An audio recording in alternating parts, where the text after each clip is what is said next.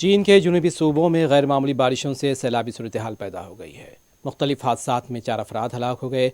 Beijing से चीनी media के मुताबिक गुआंगडोंग के बशमुल मुख्तलिफ चीनी सूबों में 2 से 3 गुना ज़्यादा बारिशें रिकॉर्ड की गई। गुआंगडोंग में गैर मामूली बारिशों से दरिया पर चीनी बताया जा रहा है कि मुतासर इलाकों में गलियाँ और सड़कें नदी नालों का मंजर पेश करने लगी हैं और चीनी मीडिया के मुताबिक अंदरून मुल्क परवाज़ें मनसूख और बैनुल अक़वामी परवाज़ें ताख़ीर का शिकार है। बारिश और सैलाब से मुख्तलिफ हादसात में 4 अफराद हलाक, 10 ज़ख्मी और चीन में बारिशों का सिलसिला अप्रैल के आखिर तक जारी रहने का भी इम्कान बताया गया है।